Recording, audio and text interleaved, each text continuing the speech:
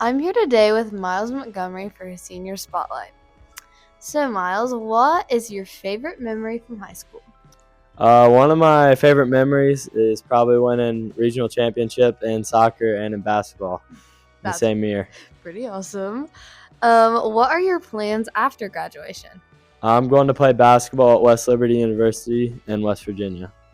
Awesome. And what is some advice you would give to an incoming freshman?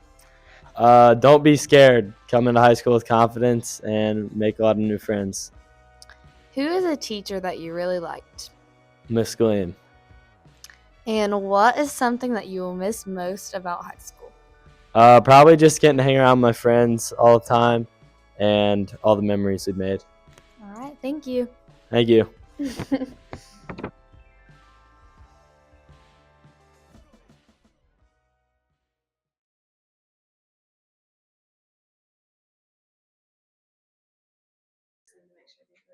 Hello.